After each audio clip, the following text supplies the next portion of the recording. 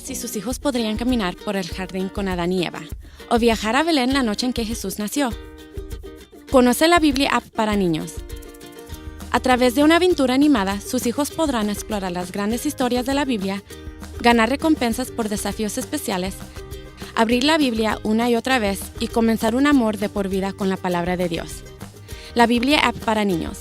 Descárgala gratis ahora en bible.com/niños. Hola niños, ¿cómo están? Soy Dana y los quiero dejar invitados a que se queden con nosotros aquí en Prodi Kids. Busca un lugar cómodo y disfruta de la comunión en familia. Es tiempo de buscarte a ti. Es una revolución. Es una revolución. Al mundo queremos decir: Jesús es salvación y es la solución.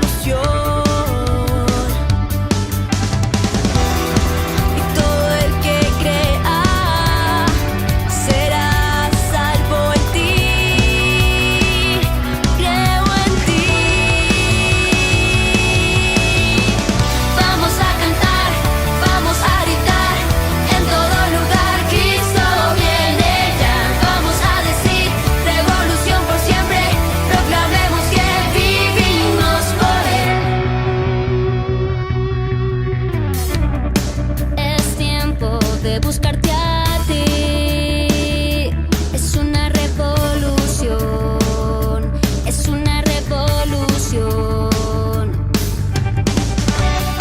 Al mundo queremos decir: Jesús es salvación y la solución. Y todo el que crea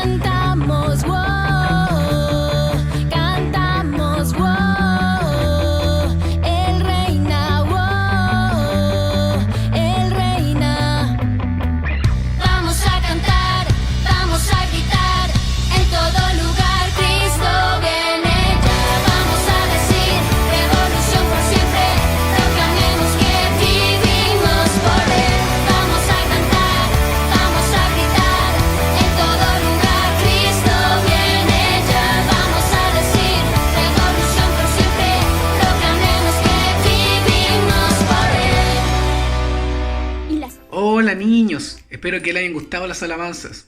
Ahora quiero que pongan mucha atención, no se distraigan para la siguiente lección. Una voz en la noche. Ana estaba triste porque no tenía hijos. Un día oró y Dios le dio un hijo al que llamó Samuel. Ella estaba muy agradecida, por eso entregó a Samuel para que sirviera a Dios.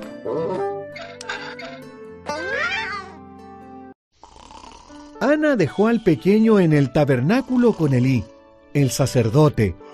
Samuel ayudaba a Elí, que ya estaba viejo y ciego. Incluso dormía en el tabernáculo, mientras que Elí dormía en una habitación cercana. Una noche, Samuel oyó a alguien que lo llamaba por su nombre. Se levantó y corrió hasta donde estaba Elí. «Aquí estoy», le dijo. «Yo no te llamé», dijo Elí con sueño. «Vuelve a la cama».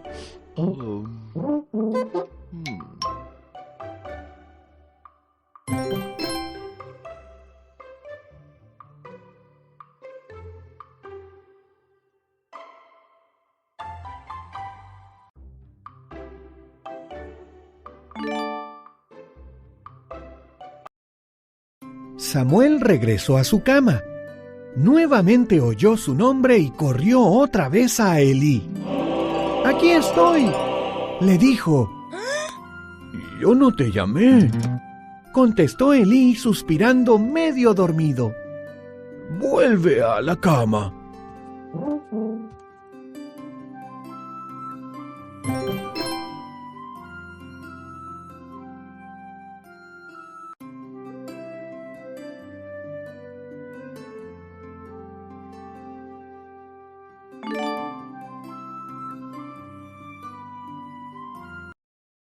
Después que Samuel oyó la voz por tercera vez, Elí le dijo que era el Señor quien lo llamaba. «Si Él te llama otra vez», le explicó Elí, «solo di, habla Señor, tu siervo te está escuchando». Y Samuel lo hizo así. «Samuel», dijo Dios, ¿puedes ser mi profeta y entregar mis palabras fielmente a mi pueblo? «Sí puedo», dijo Samuel. Y así lo hizo, hasta que fue un anciano.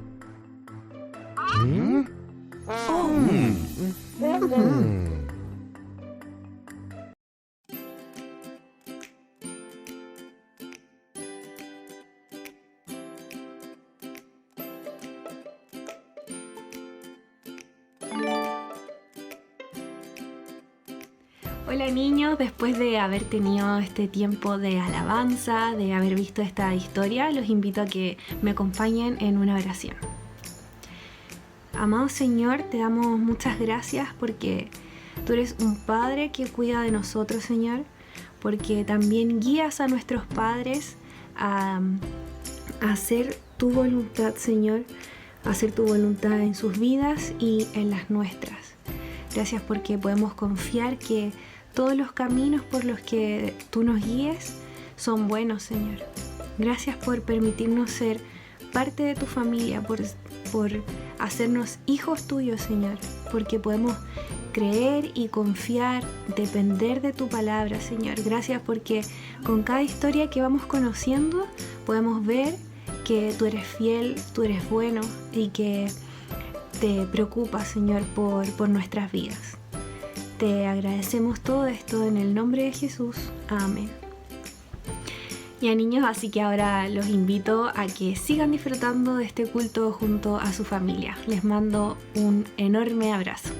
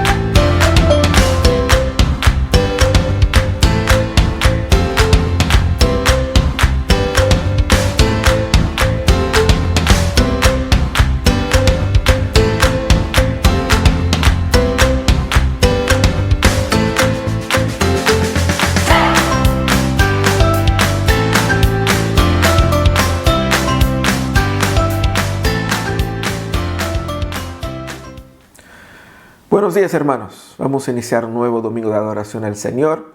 Ese es el día especial para encontrarnos con el Señor a través de la adoración. Por eso estamos como familia unidos a esa transmisión. Pero el culto no está aquí en este video, en esa transmisión. El culto está ahí en su casa. Cuando tú con tu familia abre la Biblia, canta, cuando ustedes oran, cuando activamente participan, ahí está la adoración al Señor. Vamos a transformar nuestras casas en verdaderos templos de adoración a Dios en esa mañana, para que Él sea exaltado desde nuestras casas. No se permita ser solamente un espectador, sé participante. Culto es participativo, así que participemos de esta de ese momento de adoración, de alabanza al Señor. Cantemos con alegría, oremos junto a nuestros demás hermanos que unen sus corazones en esas oraciones. También pongamos atención en el mensaje para que Dios hable a nuestros corazones, venga a confrontar nuestras debilidades y así seamos edificados también por la comunión, conectándose al final en nuestra sesión de oración para compartir nuestras cargas, pero también para ser nosotros instrumentos de Dios para bendecir a alguien. Quizás todo va bien contigo, pero seguramente alguien necesitará de tu apoyo y por eso nos conectamos unos a otros cuando se termine esta sesión. Así que participemos con alegría de ese domingo de adoración al Señor. Que el Señor nos bendiga.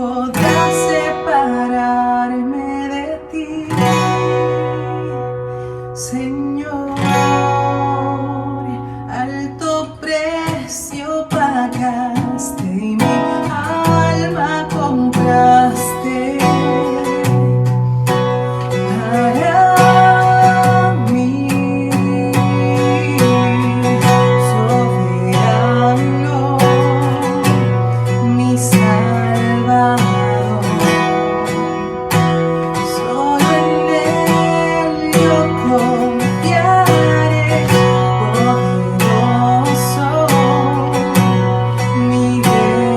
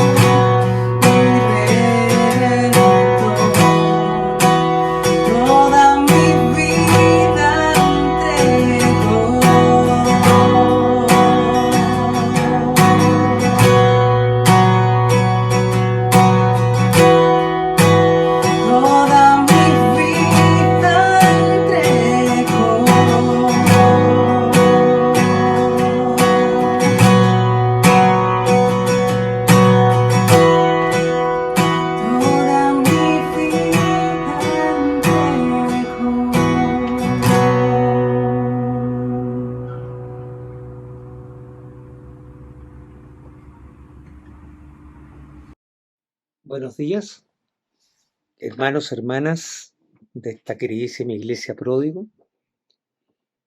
en este día que nos invita al recogimiento, reflexionar un poco sobre el privilegio que tenemos de poder adorar directamente a nuestro Señor, de sentirlo más cercano con nuestro mismo corazón, este privilegio ganado por el sacrificio del Cordero, que nos acerca a un Padre amoroso, y un Padre que también puede ser riguroso, pero por amor. Este Padre amoroso que nos acompaña día a día, junto con la Escritura y junto con nuestra amada Iglesia. Adoración. Para contextualizar esta tremenda imagen de tener a este Salvador y lo que ha significado en la historia con un lenguaje apocalíptico precioso, vamos a dar lectura a un texto que está en Apocalipsis 5, del 6 al 14. Yo voy a dar lectura a la versión NBI. Dice así: Entonces vi en medio de los 4 seres vivientes y el trono y los ancianos a un cordero que estaba de pie y parecía haber sido sacrificado. Tenía 7 cuernos y 7 ojos, que son los 7 espíritus de Dios enviados por toda la tierra. Se acercó y recibió el rollo de la mano derecha del que estaba sentado en el trono. Cuando lo tomó, los 4 seres vivientes y los 24 ancianos se postraron delante del Cordero. Cada uno tenía un arpa y copas llenas de incienso, que son las oraciones del pueblo de Dios. Y entonaban este nuevo cántico: Digno eres de recibir el rollo escrito y romper sus sellos, porque fuiste sacrificado, y con tu sangre compraste para Dios gente de toda raza, lengua, pueblo y nación. De ellos hiciste un reino, los hiciste sacerdotes al servicio de nuestro Dios, y reinarán sobre toda la tierra. Luego miré, y oí la voz de muchos ángeles que estaban alrededor del trono, de los seres vivientes y de los ancianos. El número de ellos eran millares de millares y millones de millones. Cantaban con todas sus fuerzas: dignos el Cordero que ha sido sacrificado, de recibir el poder, la riqueza y la sabiduría, la fortaleza y la honra, la gloria y la alabanza. Y oí a cuánta criatura hay en el cielo y en la tierra, y debajo de la tierra y en el mar, a todos en la creación que cantaban: al que está sentado en el trono y al Cordero sean la alabanza y la honra, la gloria y el poder por los siglos de los siglos. Los 4 seres vivientes exclamaron: Amén. Y los ancianos se postraron y adoraron. Adoremos juntos, amados hermanos y hermanas. Siempre digno eres, Señor, y Dios nuestro, Padre nuestro, tú que estás en el trono del cielo, tú que eres santo, santo, santo, que eres el Señor Dios Todopoderoso. Tú solo eres digno de recibir la gloria, la honra y el poder, porque tú creaste todas las cosas, a todos los seres vivientes, nos has regalado tu iglesia, nos has regalado nuestra familia carnal y nuestra familia espiritual, nos pusiste en esta iglesia pródigo, en esta maravillosa comunidad, Señor. Grande, Señor, grande, grande, Señor, porque tú has dicho que al que salga vencedor les darás el derecho de sentarse contigo, Señor. Gracias, Señor, porque nos has dado y heredado ese derecho. Gracias, Señor, por todas nuestras hermanas. Te adoramos, Señor, por nuestras hermanas, por los niños de nuestra iglesia, por los hombres adultos y mujeres adultas de esta iglesia, Señor. Solo tú Solo tú, Señor, eres digno de alabanza. A ti la gloria. Gracias por tu amor eterno. Las gracias en el nombre de nuestro Señor, tu Hijo amado, Jesucristo.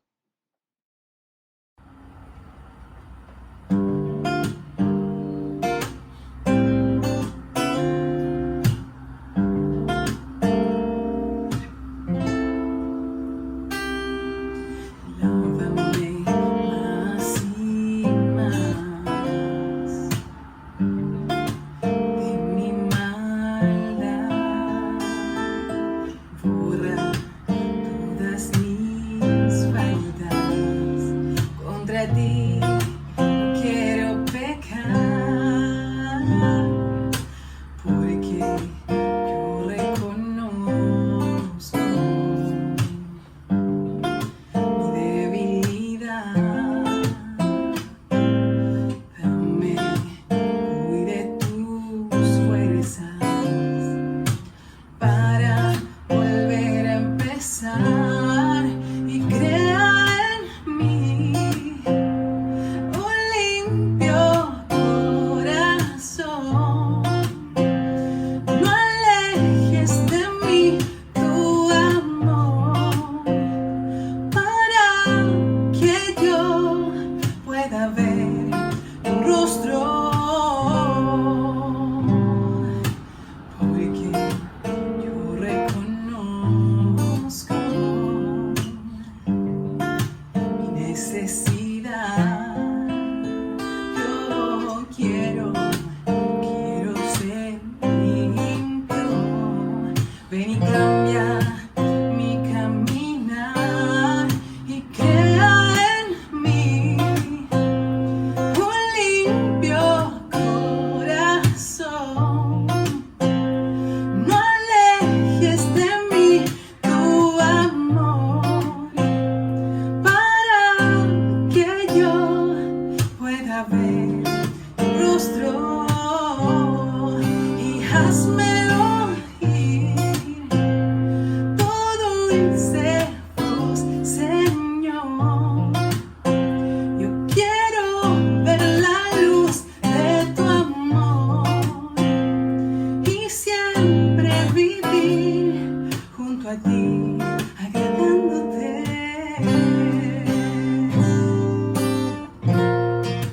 Abre mis labios y tu alabanza cantaré. Cambia mi vida y una luz yo seré, y crea en mí un limpio corazón. No alejes de mí tu amor, para que yo pueda ver tu rostro, y hazme oír tu dulce voz, Señor. Yo quiero ver la luz de tu amor y siempre vivir junto a ti, agradándote.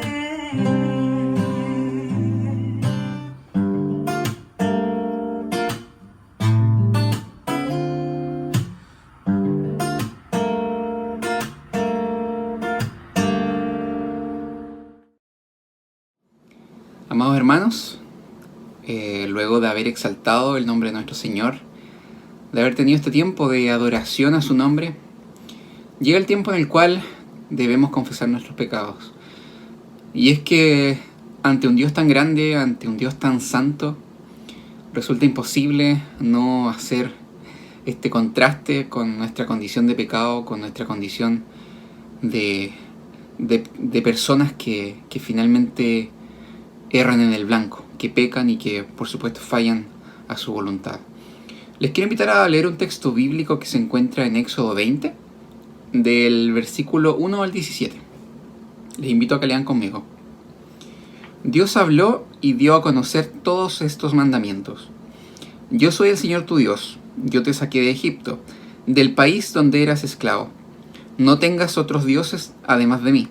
No te hagas ningún ídolo, ni nada que guarde semejanza con lo que hay arriba en el cielo, ni con lo que hay abajo en la tierra, ni con lo que hay en las aguas debajo de la tierra. No te inclines delante de ellos ni los adores. Yo, el Señor tu Dios, soy un Dios celoso. Cuando los padres son malvados y me odian, yo castigo a sus hijos hasta la 3ª y 4ª generación. Por el contrario, cuando me aman y cumplen mis mandamientos, les muestro mi amor por 1000 generaciones. No uses el nombre del Señor tu Dios en falso. Yo, el Señor, no tendré por inocente a quien se atreva a usar mi nombre en falso. Acuérdate del sábado, para consagrarlo. Trabaja 6 días, y haz en ellos todo lo que tengas que hacer. Pero el día 7º será un día de reposo para honrar al Señor tu Dios. No hagas en ese día ningún trabajo, ni tampoco tu hijo, ni tu hija, ni tu esclavo ni tu esclava, ni tus animales, ni tampoco los extranjeros que vivan en tus ciudades. Acuérdate de que en 6 días hizo el Señor los cielos y la tierra, el mar y todo lo que hay en ellos, y que descansó el 7º día. Por eso el Señor bendijo y consagró el día de reposo. Honra a tu padre y a tu madre, para que disfrutes de una larga vida en la tierra que te da el Señor tu Dios.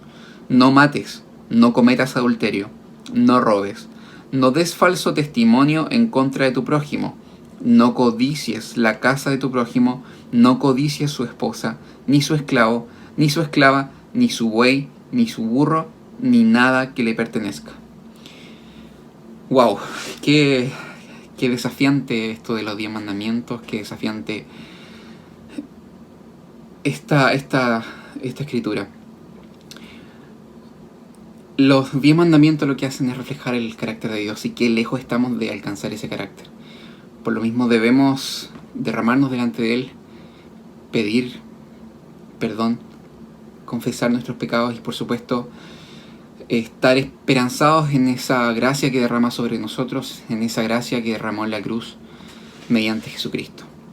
Les invito a tener un tiempo de oración de confesión de pecados. Les daré un momento para que puedan orar en sus casas y luego finalizaré yo con una oración de confesión.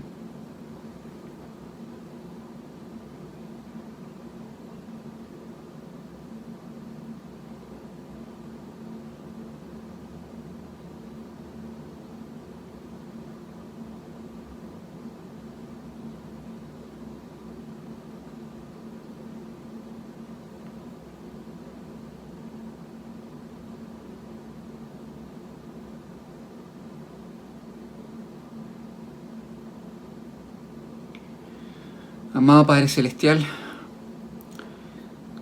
exaltamos tu nombre, Señor, en esta mañana, exaltamos tus atributos, exaltamos tu carácter, Señor. Este carácter que tú reflejas y revelas, Señor, a nosotros en tu Escritura, en los 10 mandamientos. Cuán lejos estamos, Señor, de alcanzar, cumplir siquiera uno de estos mandamientos, Señor. Cuán lejos estamos, Padre, de poder parecernos, de poder ser similares a ti, Señor. Y en esa debilidad o en esa lejanía, Señor, tan extensa ante ti, Señor, ante tu santidad, es que nos derramamos ante ti, Padre, confesando nuestros pecados. Sabemos que te hemos fallado, sabemos, Señor, que no hay un día que pase en que no hemos pecado contra ti, en que no hay un día en que no hemos, Señor, ensuciado tu nombre, en el que nuestra mente, Señor, no ha pecado, Señor. Sabemos que todo lo que somos, Señor, es pecado. Pero también reconocemos, Señor, que tú eres un Dios misericordioso y que en tu misericordia, Señor, y que en tu gracia enviaste a Jesucristo, Padre, para hacer lo que nosotros no pudimos hacer, Señor. Que aun cuando nosotros no pudimos ni hemos podido jamás cumplir con estos mandamientos, Jesucristo sí lo hizo, Señor. Lo hizo por nosotros, Señor, y pagó el castigo que nosotros debíamos padecer. Señor, te damos gracias por la vida de Jesucristo. Te damos gracias por ese hermoso sacrificio, Señor, por ese precioso acto de amor que tú realizaste por nosotros, Señor. Sabemos que no somos merecederos de nada bueno. Sabemos que Todo lo bueno que tenemos en nuestras vidas, Señor, ya sea hoy, que tuvimos o que tendremos, Señor, es por pura gracia tuya, Señor. Y en ese reconocimiento, Señor, te damos gracias y te exaltamos, Señor, en esta mañana.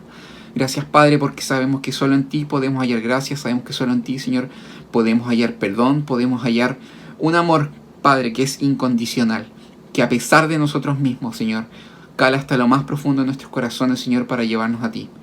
Gracias, Señor, por tanto amor, por tanta misericordia, por ser un Dios soberano que siempre reina sobre nuestra vida, que nos cuida, Señor, y que nos ama a pesar de lo que somos. Te damos gracias por este perdón, te damos gracias por Jesucristo, Señor. Y te entregamos este tiempo de culto, Señor, solo a ti, para que solo tú, en todo tiempo, seas glorificado. Te entregamos este tiempo de oración en el nombre de Jesús. Amén. Bien, hermanos, les invito ahora a cantar a nuestro Señor con las alabanzas que nos comparte Dani y David.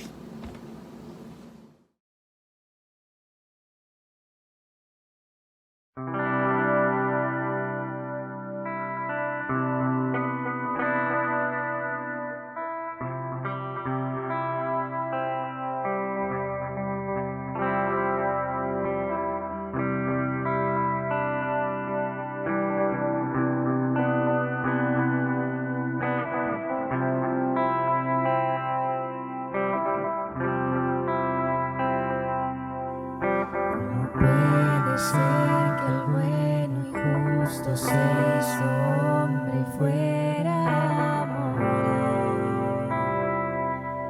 por el más vil pecador, como siendo yo su enemigo, el sufrimiento en mi lugar tomó en aquella cruz y cargó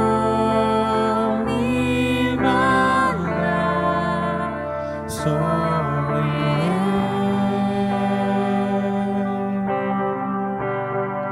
su rectitud por la fe mía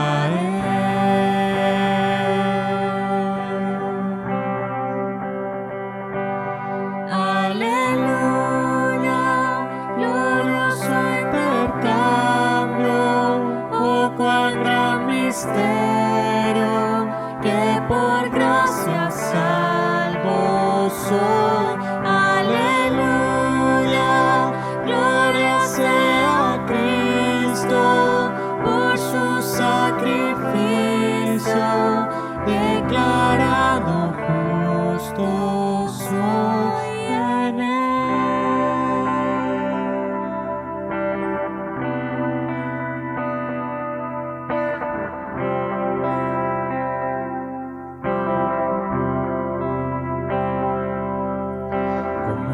Es posible que en Jesús, como a su Hijo, Él me recibió, y su nombre llevo hoy, su perfecta vida de obediencia al Padre, al yo creer, Él me otorgó, y perdón me dio, pues cargó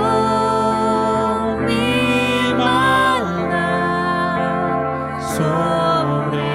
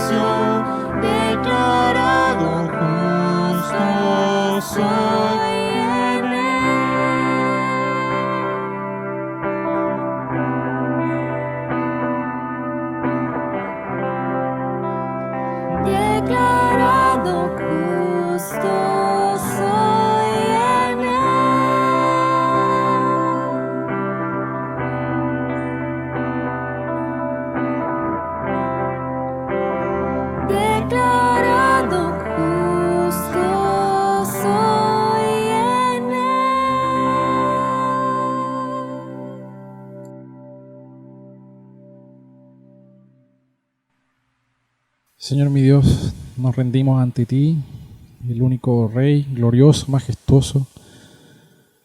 Proclamamos tu nombre hoy, Señor, y te queremos decir que tú eres el Señor de nuestra vida y que queremos rendir todo lo que tenemos a ti, Señor, porque sabemos que cada cosa que tenemos, nuestro hogar, nuestro dinero, nuestras familias, todo, Señor, lo has dado tú a nuestras vidas y por tu gracia tú nos permites entregarte esta adoración, nos permites alabarte y cantarte, Señor, y estamos agradecidos porque tú eres bueno en gran manera, Dios.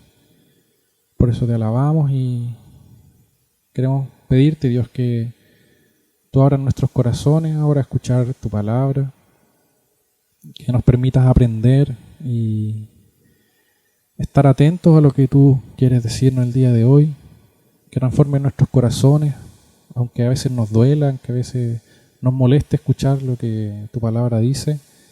Sabemos que tú hablas con verdad y que tu sabiduría es mayor a cualquier cosa que podamos encontrar en esta tierra, Señor.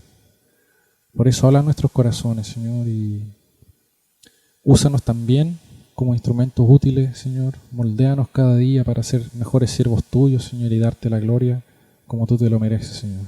Te rogamos esto, Padre, en el nombre de Jesús. Amén.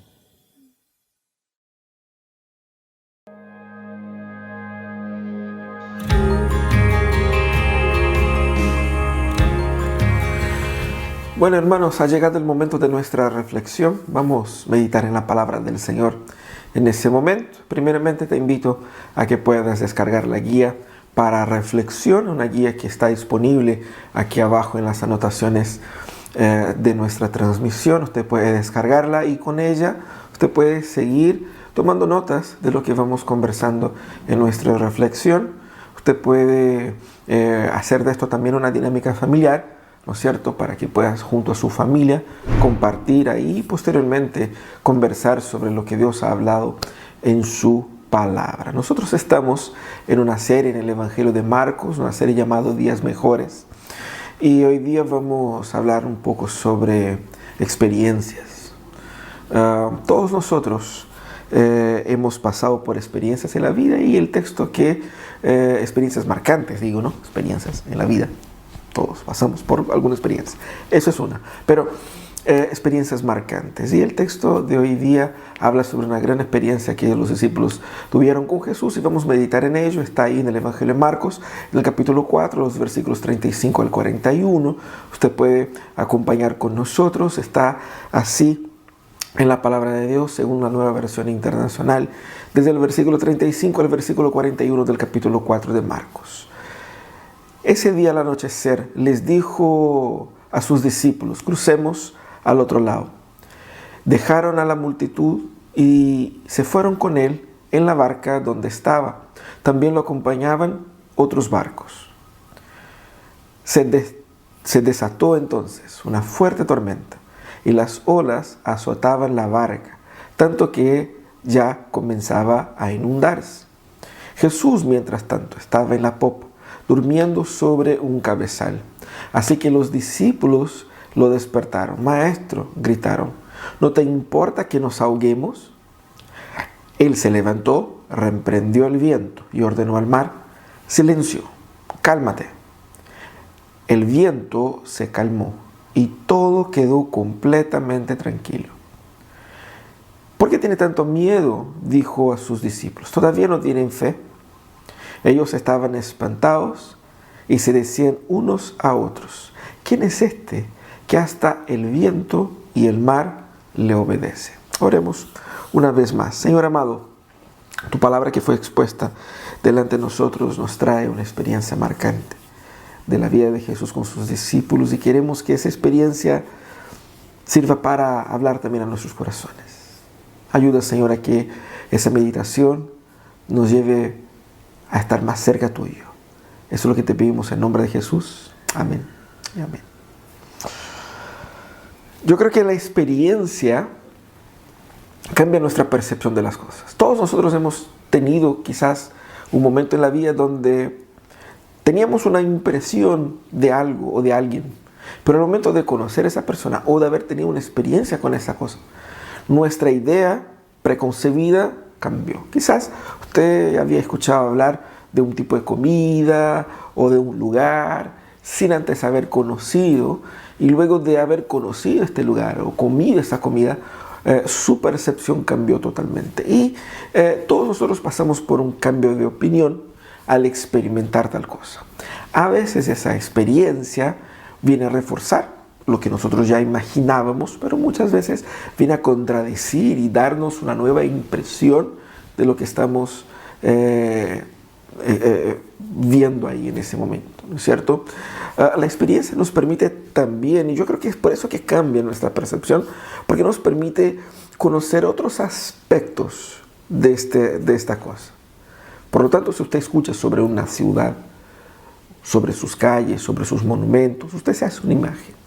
Pero en el momento en que usted va y que usted camina por ahí, su percepción, sus sentidos, los olores, la temperatura, el contacto con estas localidades va a cambiar la impresión que nosotros podríamos tener anteriormente, y eso es bastante común. La experiencia no solamente permite conocer algo, como también revela algo de nosotros, y eso es un tema interesante. A veces cuando uno es expuesto a una cierta experiencia, uno se revela. Hay dos elementos que revelan nuestro verdadero carácter, dos experiencias que producen una revelación interesante en nosotros. Una es a través del poder. Alguien ha dicho, ¿no es cierto? Si usted quiere conocer a una persona, dale poder a ella. Y ahí se va a revelar quizás una conducta más prepotente, no sé. Pero otra situación que expone nuestro verdadero sentir son los problemas. La crisis nos revela. La crisis revela la naturaleza de nuestro corazón. Las crisis revelan en dónde estamos poniendo nuestra confianza, nuestra esperanza. La crisis revela quiénes somos y en qué queremos. Las experiencias con Dios, ellas nos ayudan entonces a conocer algo de Dios, pero también esas experiencias con Dios revelan algo de nosotros. Ese texto que vamos a estudiar hoy día habla de una experiencia profunda que tuvieron los discípulos, y que no solamente reveló algo de Dios para ellos, pero seguramente también reveló algo de ellos para ellos mismos. Algo que ellos ni siquiera se daban cuenta de que era tan así. Y es un texto interesantísimo. El texto está aquí en el capítulo 4 de Marcos, y después de toda una sección de parábolas, de exposiciones y toda una jornada larga, Jesús ya al fin del día dice a sus discípulos: crucemos al otro lado del lago, el lago de Genesaret, que era un gran lago que estaba a más de 30 metros bajo el nivel del mar. Era un lago que era utilizado por la comunidad de Galilea como base de su sustento. Y Jesús quería entonces cruzar al otro lado para llegar a algunas poblaciones que él no había ido anteriormente. Y se ponen a ellos a cruzar. Ustedes saben que los discípulos, algunos de ellos que venían del ambiente de la pesca, ellos conocían las dinámicas de la navegación, al menos en ese contexto del lago, y ellos estaban más o menos acostumbrados a eso. Pero al cruzar el lago durante la tarde, Jesús, que estaba muy cansado, se puso a dormir. Se puso a dormir en un rincón más protegido del barco, y por lo tanto Jesús tenía ahí un momento para él. Pero mientras Jesús dormía, mostrando su naturaleza humana, Jesús dormía y empezó de la nada un viento bastante fuerte que provocó un incremento en las olas, y una tempestad vino de una manera tan potente que los discípulos llegaron a temer por sus vidas. Ese tipo de acción de la naturaleza era relativamente común en ese contexto, y por la ubicación cercana a los grandes cerros que tenía a los costados, y la ubicación más inferior al nivel del mar, hacía con que las las tempestades surgiesen de un momento a otro. Eso es lo que estaba pasando, y Jesús dormía, y los discípulos fueron entonces desesperados a despertar a Jesús para decir: Jesús, nosotros estamos muriendo, usted no hace nada. Así que Jesús se despierta, va, reprende al viento, reprende las olas, y luego reprende a los discípulos, y que quedan ellos todos muy asustados. Fue una experiencia muy asustadora, seguramente, pero esa experiencia asustadora para los discípulos revela algo muy importante de Jesús, y revela también algo muy importante de la fe que tenían los discípulos. Yo creo que para nuestra reflexión podemos aprender tres cosas juntamente con los discípulos de esa experiencia. Tres cosas que los discípulos aprendieron con Jesús y de Jesús en esa experiencia, que nosotros también podemos aprender. La primera cosa que los discípulos aprendieron en ese texto es la importancia de la presencia de Jesús. Ahí en los versículos 37 y 38 vemos Jesús cruzando en la barca con los discípulos. Es muy hermosa la construcción del texto, porque muestra Jesús despidiendo las multitudes y varias barcas cruzando, ¿no es cierto?, juntamente con ellos, dice el texto. Pero luego el texto se concentra solamente en la barca donde está Jesús, y luego solamente donde está Jesús durmiendo en la barca. Luego muestra la tempestad, y ahí todo el furor del mar y la desesperación de los discípulos, porque, según dice el texto, ellos estaban al punto de inundarse. El barco estaba al borde del colapso. Y yo creo que los discípulos, con todas las herramientas técnicas que ellos tenían para soportar ese tipo de actitud, se vieron sobrepasados. Y luego entonces ellos claman a Jesús. El punto es que esta condición, este mar revoltoso, representaba algo para el imaginario del pueblo hebreo, que apuntaba hacia un dominio incontrolable, quizás sobrenatural, un dominio que como seres humanos no tenemos cómo frenar. Y esa es una metáfora muy interesante para imaginar el mar como una fuente de problemas, ¿no es cierto? El mar como ese indominable. Eso es un poco lo que se imaginaban ahí en el imaginario de los judíos en esa época. Y ahí estaban los discípulos y claman a Jesús, y la manera como claman a Jesús es muy interesante y muy importante. Ellos dicen: ¿no te importa que perezcamos? El punto aquí, en esa primera parte del texto, es la interpretación que ellos hicieron del interés de Jesús. Ellos imaginaron que sus vidas estaban en riesgo, y a Jesús no le daba la menor importancia a eso. Jesús estaba durmiendo mientras ellos estaban luchando por sus vidas.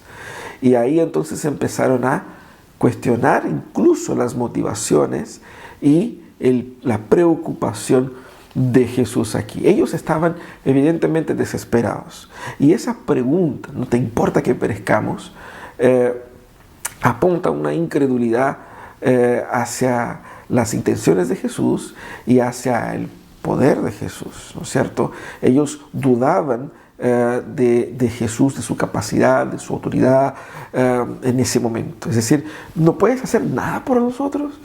Estás durmiendo, como que si ese dormir fuera una manifestación de su irresponsabilidad. Entonces, sabemos en los evangelios muestran varias ocasiones donde los discípulos retan a Jesús.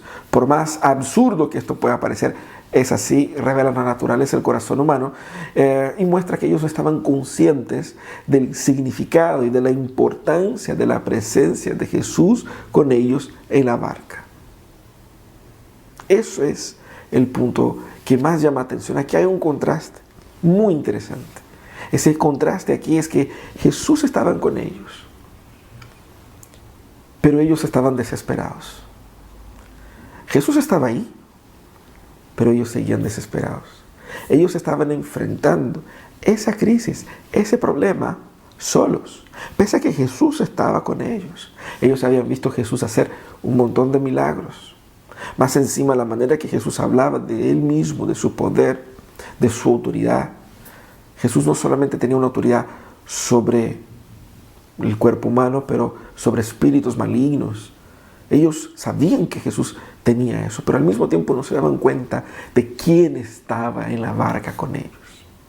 Había una especie de resentimiento por Jesús. ¿Y de dónde sale ese resentimiento? De que al enfrentar solos el problema, sentía que Dios les había abandonado y que Jesús, en este caso, les había abandonado. Así como mucha gente que trata de enfrentar sin Dios los problemas, luego se resiente de que Dios no me ayuda a enfrentar los problemas, sin percatarse de la importancia y el significado y de la relevancia de la presencia de Dios en nuestras vidas. Ellos pensaban que ellos estaban conduciendo a Jesús, que ellos estaban llevando a Jesús al otro lado. Pero lo que ellos no entendían en lo que significaba la presencia de Jesús en ese barco era que Jesús era quien estaba llevando a ellos. Ellos pensaban que ellos estaban sirviendo a Jesús, pero era Jesús quien estaba haciendo todo eso por ellos. Es interesante, ¿no es cierto?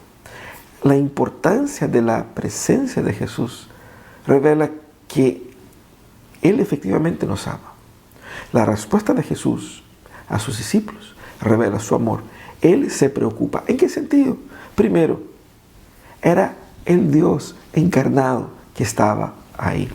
La presencia de Jesús en esa barca significaba que el Señor de los señores, el Rey de los reyes, el Creador de todas las cosas, decidió encarnarse, decidió acercarse, decidió venir a buscarnos. Él estaba ahí.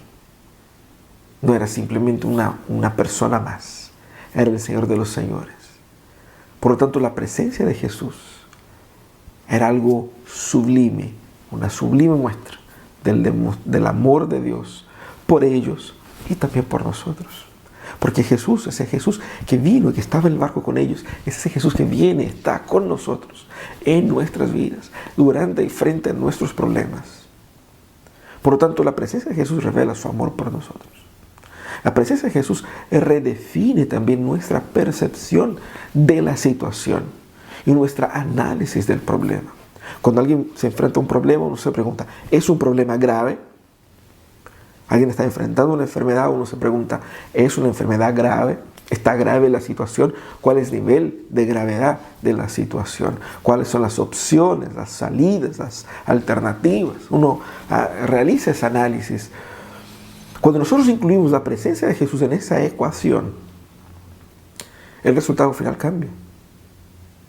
La presencia de Jesús redefine los valores de la ecuación, redefine el concepto de la gravedad del problema, porque redefine la idea misma de cómo ese problema se solucionará. Por lo tanto, la presencia de Jesús cambia todo el escenario. Y la presencia de Jesús, sobre todo, evita a que nosotros nos desesperemos frente a los problemas. Ellos estaban desesperados porque ellos no entendían qué significaba la presencia de Jesús. Las olas eran terribles, el mar estaba invadiendo el barco, pero en el barco estaba Jesús. Así como en nuestras vidas las olas vienen, las crisis, las enfermedades, las pandemias, la cesantía. Pero si Jesús está en el barco, no hay motivo para temer. La presencia divina es quien conduce mi vida. No soy yo quien la conduzco. Quien la conduce es Él. Pero hay un segundo aprendizaje aquí. Además de la importancia de la presencia de Jesús, ellos aprendieron, y nosotros también podemos aprender, sobre la amplitud del poder de Jesús. Jesús utiliza esas expresiones, silencio, cálmate, para interrumpir la acción del viento y del mar. Ellos despiertan a Jesús. Y al despertarse, Jesús no va y conversa con ellos. Oye, ¿por qué me despierta? ¿Qué está pasando? ¿Qué puedo hacer para ayudar? Jesús despierta y Jesús va directamente al fuente del problema, que era la acción de las olas y la acción del viento.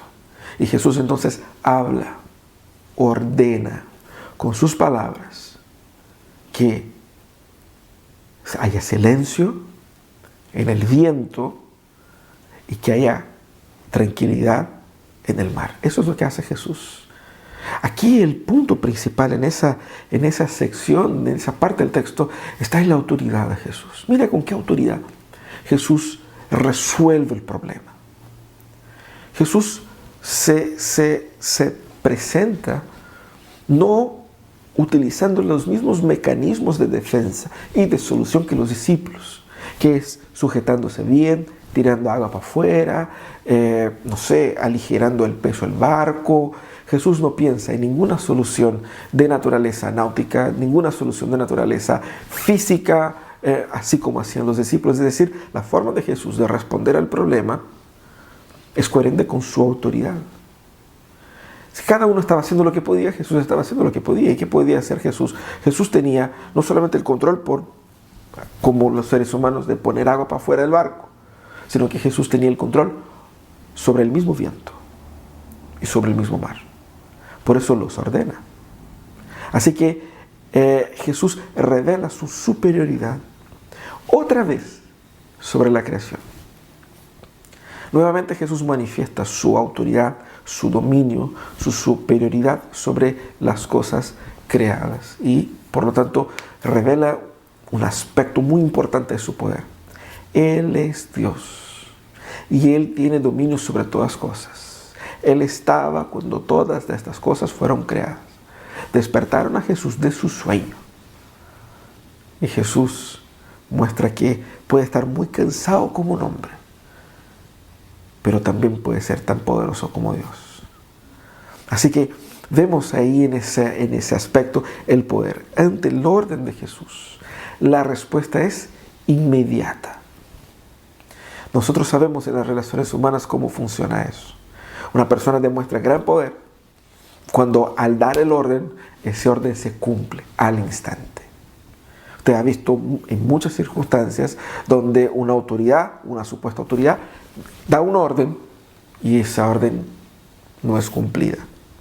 Cuando la mamá, el papá dice, oye, haga esto, y eso no se hace y no se va a hacer. Ahí se nota que hay una pérdida de autoridad, ¿no es verdad? Quizás ahí tengamos que repensar la postura, las posturas. La cosa es, aquí Jesús da el orden y al instante todo se termina.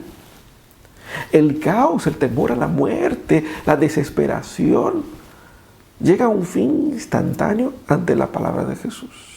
Aquí hay un segundo contraste, el segundo contraste del texto, que es entre la violencia del mar y la calmaría producida por las palabras de Jesús. El mar estaba violento.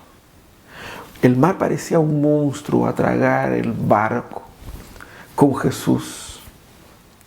Pero Jesús frena los intentos sombríos y superiores de la naturaleza, tan solamente con su palabra. El poder de Jesús y el poder del mar. Y vemos que el poder de la naturaleza no fue suficiente para frenar la autoridad de Jesús. Jesús estaba por sobre eso. Hermoso ver cómo el poder de Jesús se revela ante los enemigos en pro del beneficio del hombre. Aquí es un punto interesante. Jesús, al mostrar ese contraste entre furia y paz, representa la eficacia de sus acciones, la eficacia de su ministerio, la eficacia de sus propósitos. Y el poder de Jesús sobre el mar muestra que no hay mal que Él no pueda derrotar. Al demonio que estaba en las personas, Él había expulsado. La enfermedad que dominaba y que aterrorizaba la vida de las personas, Él había terminado. Ahora viene el poder del mar y del viento a destruir la vida de las personas y Él también otra vez muestra que no hay poder contra Él.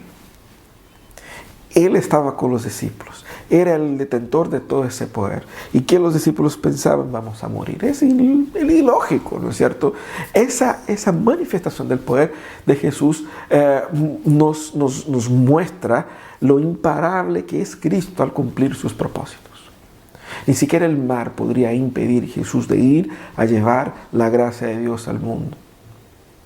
Muestra que su poder va a dejar en evidencia la manera como nosotros en nuestras mentes disminuimos a Jesús. Hay mucha gente que no toma a Jesús con el mismo peso que Él tiene. Hay mucha gente que no reconoce el tamaño del poder de Jesús. A veces lo hacemos nosotros para que tengamos así como un Jesús más accesible. Cuando vemos ese poder de Jesús, vemos que Jesús está en un nivel de inaccesibilidad en cuanto a esta cercanía menos positiva, si es que puede ser de esa manera. ¿Qué quiero decir con eso? Que mucha gente disminuye a Jesús para poder controlarlo, para poder tener una injerencia sobre él. Un Jesús que es meramente social, un Jesús que está solamente en el templo, un Jesús que es solamente un ícono, solamente una idea, solamente un punto de la teología. Ese Cristo del barco muestra que su poder trascende y nos sobrepasa. Jesús nos sobrepasa. Muestra también que tenemos un Dios tan absurdamente poderoso, tan extraordinariamente poderoso, que todos nuestros intentos por resolver nuestros problemas son nada menos que patéticos. Es patética la acción nuestra de con nuestras propias fuerzas tratar de solucionar nuestro mundo cuando somos incapaces de ello. ¿Qué controlamos nosotros? Yo no tengo control sobre el tamaño de mi uña. Nada más la puedo cortar, pero no puedo impedir que crezca. Yo no puedo cambiar un pelo de la cabeza en blanco, en castaño. Yo no tengo control sobre nada. Y queremos controlar la situación. Queremos enfrentar los problemas y resolver los problemas. Sin Dios. El poder de Jesús muestra que su capacidad es tan abrumadora que la única postura que podemos tener es de sumisión a Él. Pero hay un aspecto más. Nosotros aquí, así como los discípulos, dudamos en muchas ocasiones de Jesús como nuestra fuente de solución, como nuestra fuente de salvación. Tratamos de, con nuestros propios medios, calmar la tempestad, con nuestros propios medios, controlar las olas del mar, con nuestros propios medios, impedir que el barco se inunde. Y fracasamos vez tras vez. Los discípulos aprendieron en ese día, en esa noche, que la presencia de Jesús cambia todo. Efectivamente. Durmiendo despierto. Ellos aprendieron que el poder de Jesús supera lo que ellos imaginaban. Pero lo que más importante, creo yo, lo que ellos aprendieron en esa mañana, o en esa noche, ¿no? Esa madrugada, fue el significado de la fe. En los versículos 40-41, Jesús les hace dos preguntas retóricas. ¿Todavía no tienen fe? Primeramente, Él pregunta, ¿por qué están con tanto miedo? ¿Todavía no tienen fe? A lo que los discípulos responden retóricamente, no a Jesús, sino que entre ellos, ¿quién es este que hasta los vientos y el mar le obedecen? Interesantísimo, Jesús se dirige ahora ya no más a los vientos ni al mar, sino que a los discípulos, y les exhorta con esas dos preguntas retóricas, que son preguntas que se encajan, que se complementan unas a las otras. En la primera parte, en la primera pregunta, cuando Jesús les dice ahí en el versículo 40, ¿por qué tienen tanto miedo? La palabra miedo aquí puede ser traducida por cobardía. ¿Por qué están tan amiedrados? ¿Por qué se han acobardado tanto frente a ese problema? Y Jesús entonces dice, ¿todavía no tienen fe? No es posible que después de tantas experiencias que hemos tenido juntos, de todo lo que ustedes han escuchado, de todo lo que nosotros hemos vivido juntos, ustedes todavía no creen. ¿Por qué? Es el cuestionamiento que hace Jesús, ¿no es cierto? El hecho de no creer, como Jesús deja ver, llevó a los discípulos a una postura de temor, de cobardía ante la situación. Y los discípulos se preguntan entre sí, y el texto enfatiza eso, con mucho miedo, con mucho temor. Y aquí la palabra temor es diferente para la palabra temor que fue utilizada anteriormente. No es un temor de cobardía, es un temor de reverencia, de reconocimiento de la importancia del significado de. Y aquí en ese momento los discípulos, con gran temor, se cuestionan entre sí: ¿quién es este? Como si no hubiesen conocido la magnitud del ser de Jesús, sino en ese momento. ¿No es verdad? Ahora, el punto principal en esa parte es la fe de los discípulos. Jesús reprueba la conducta de ellos, exhorta a los discípulos, lo que muestra que lo que ellos tienen es producto de lo que ellos no tienen. Es decir, lo que ellos tienen, el temor a las circunstancias, es resultado de su falta de fe. Su cobardía al enfrentar los problemas es producto de la ignorancia y de la no creencia en la persona de Jesús, en el poder de Jesús y en la presencia de Jesús.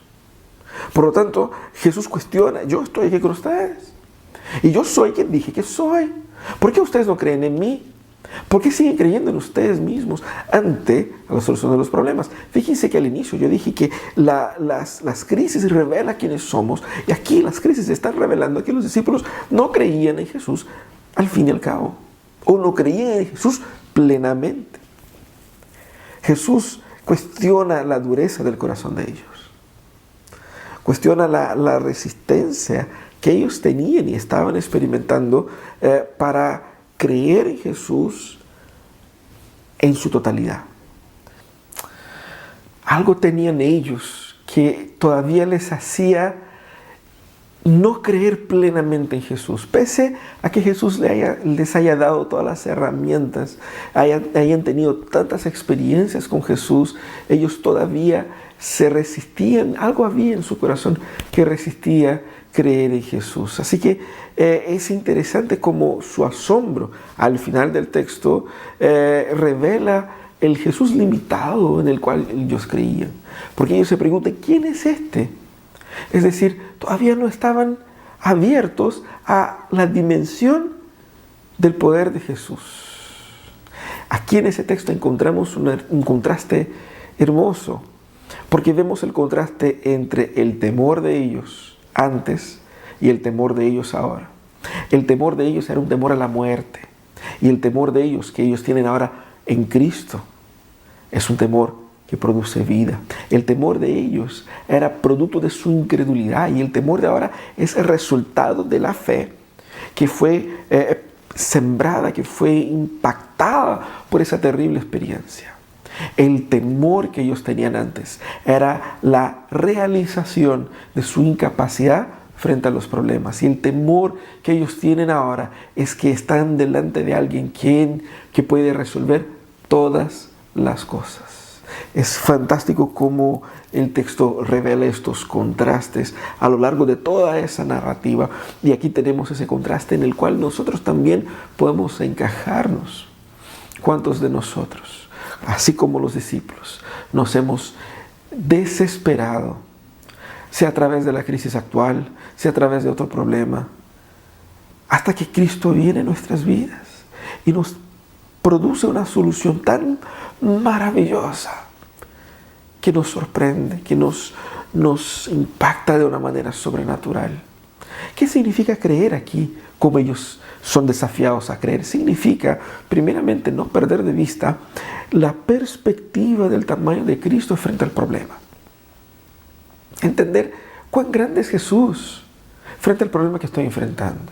A veces nos desesperamos porque miramos el tamaño de las olas, miramos la fragilidad del barco, miramos lo poco que podemos hacer por salir de esta situación, cuando en realidad Jesucristo está con nosotros. Creer es entender que Jesús siempre será superior a cualquier tipo de problema que podamos enfrentar. También significa que es necesario que yo pueda abrir mi corazón para creer en ese Cristo que me es entregado a través de su palabra, y no realizarme con una versión de este Jesús muy superficial, muy artificial, muy reducida. Necesitamos tener esa experiencia con Cristo para maravillarnos en su gracia, maravillarnos con su ser que las Escrituras nos revelan a través de una vida de discipulado, a través de una lectura bíblica consistente, a través del servir en la comunidad, de involucrarse y ser parte de la familia de Cristo en la iglesia. Debemos aquí entender también que fe viene a confrontar todos los ídolos que tenemos en el corazón. Viene a confrontar todas aquellas ideas en las cuales yo me protejo ante un momento de crisis. Todas las teorías de solución para mis problemas. Y entender que todas ellas conducen a la desesperación porque son basadas en mí. Son falsas esperanzas. Estoy depositando la esperanza de mi vida en cosas que no valen la pena. Es eso que Jesús está hablando acá. ¿Cómo puedo entonces aplicar esto a mi vida? Primeramente yo debo reconocer que Jesucristo está presente. Y si Cristo está presente en el barco, todo cambia. Quizás sea el momento para que recibas a Jesús como Señor y Salvador de tu vida. Que entregues tu vida a Él. Que te arrepientas de tus pecados. Y que al entregar su vida a Jesús, venga a disfrutar de la presencia de Jesús en tu vida. No tienes que luchar solo. No tienes que enfrentar estas luchas solo. Pero entregar el corazón a Jesús implica reconocer su poder. Y ese es el segundo aspecto, el segundo paso. Reconocer su poder significa que mis poderes, mis capacidades son nulas. Es Él que me salva. Es Él que me redime. Es Él que cuando entra en mi vida me arranca de una situación de miseria y me lleva a una situación de paz. Por lo tanto, confiar en su poder significa entender que su poder es tan absoluto que cualquier cosa que yo haga es patético frente al poder que tiene Jesús. Así como los discípulos tirando agua del barco mientras Jesús dormía. También yo debo entender que creer en Él significa destronar las falsas ideas que puedo tener en mi corazón sobre Dios, sobre el mundo y sobre mí mismo. Creer en Jesús es destronar a los falsos ídolos. Creer en Jesús es abandonar todas las estructuras que yo he creado para sentirme seguro, para confiar única y exclusivamente en Jesús. Quizás sea esa mañana el momento en que tú puedes tener ese encuentro con Jesús, esa experiencia con Jesús. Una experiencia que puede ser de conversión, puede ser una experiencia de renovación de su fe, una experiencia de exhortación, donde su fe será desafiada a ir más profundo y a descansar en Él. Oremos al Señor. Señor, muchas gracias por tu palabra, muchas gracias por esa experiencia tan maravillosa que encontramos en las Escrituras y te pedimos, Señor, que tú puedas obrar en nuestros corazones este nivel de fe, de esperanza, para que podamos confiar en ti y en ti solamente. Da, Señor, a aquellos que están aquí conectados la capacidad de creer en ti y entregar sus vidas a Jesús. Que haya conversión, arrepentimiento, cambio de vida. También, Señor, aquellos que quieren experimentar una renovación de su fe. Renueva, Señor, la esperanza, la fe. Reanima, Señor, reaviva el fuego de sus corazones. Ayúdanos, Señor, a que la fe que tengamos en ti sea una fe viva y verdadera. Te pedimos también que nos des una semana de mucha bendición para que en la presencia de Jesús vivamos para la gloria de Él. En el nombre de Jesús es que oramos. Amén y amén. Buenísimo, que Dios os bendiga. Sigamos alabando al Señor.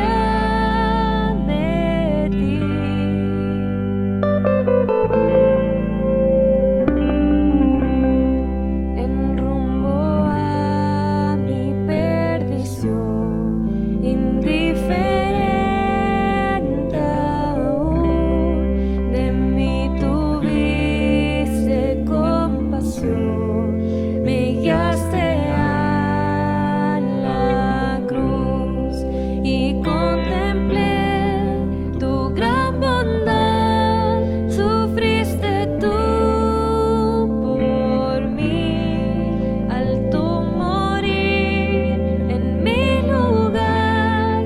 Tu gracia recibí.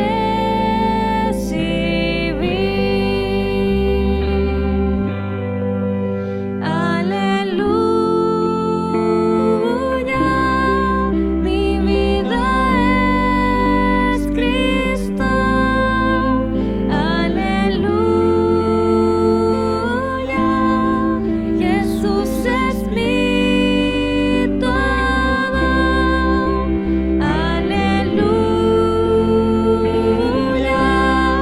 mi vida es Cristo.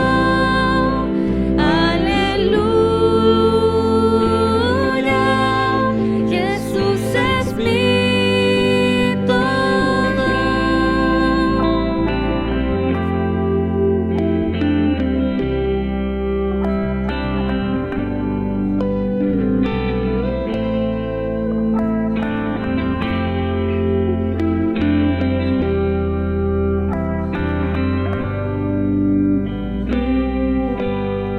Ahora, Señor, tuyo seré y viviré por ti. Tus mandamientos seguiré por tu poder en mí. Usa mi vida, oh Señor, como lo quieras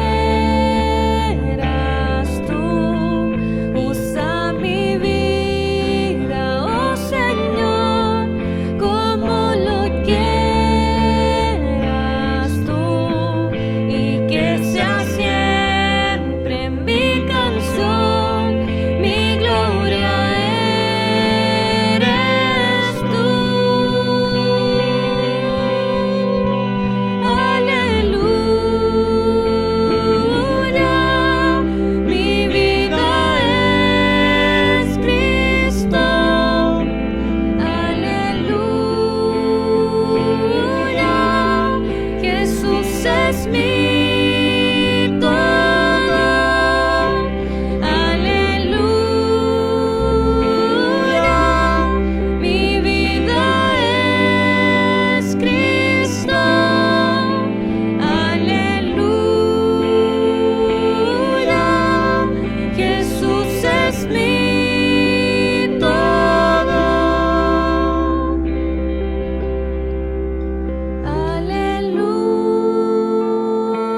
Aleluya, mi vida es Cristo. Aleluya,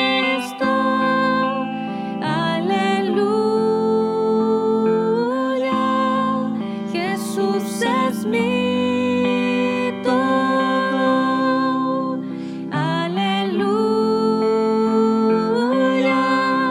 mi vida es Cristo. Aleluya, Jesús es mi todo.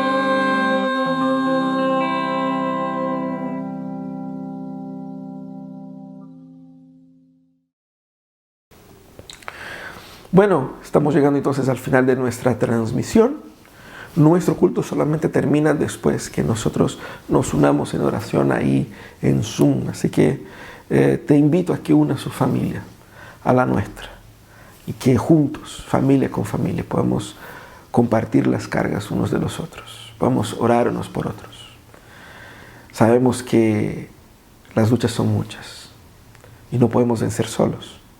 Por eso te invito a que se una con nosotros ahora en nuestra sesión de Zoom. Vamos a orar para terminar ese momento y luego pasaremos a nuestro encuentro de compartir en Zoom. Oremos. Señor amado, gracias por este culto, gracias Señor por esta transmisión, gracias Señor porque nos permites aprender de tu palabra, cantar, exaltar tu nombre, leer tu palabra y orar unos con otros. Danos Señor una semana llena de bendiciones para la gloria del nombre de Jesús. Danos Señor también una semana donde más y más nuestro corazón esté entregado a Jesús, Ayuda a aquellos hermanos que están enfrentando los momentos de enfermedad, otros que están enfrentando escasez. Da, Señor, victoria a nuestro pueblo en esa semana. Danos paz en nuestros corazones y que Cristo sea el que domine nuestras vidas de una vez por todas. Eso es lo que te pedimos en el nombre de Jesús. Y que la gracia de nuestro Señor y Salvador Jesucristo, que el amor de Dios, nuestro eterno Padre, que las consolaciones del Espíritu Santo estén con todos ustedes hoy y para todos siempre. Amén y amén. Buenísimo. Ahora, antes de que partamos a nuestra sesión de Zoom, quería también invitar a todos ustedes a que participen de nuestro seminario de escatología que será realizado esta semana. Está siendo organizado por el Seminario Presbiteriano y está repleto de expositores, incluso del extranjero. Va a ser un seminario muy importante. Escatología, el escenario de la escatología en el mundo contemporáneo, en el mundo actual. Así que te invito a inscribirse. El link para inscripción está aquí en las anotaciones del video. También usted se puede anotar y ahí va a recibir por correo su link para que usted pueda conectarse a ese seminario especial. ¿Ok? Va a ser una gran bendición de lunes a jueves. Entiendo que es de lunes a jueves de las 7 a las 10 de la tarde para aquí en el horario chileno, ¿no? Que Dios los bendiga. Tengamos todos una excelente semana y nos vemos en unos instantes ahí en nuestra sala de Zoom. Un gran abrazo.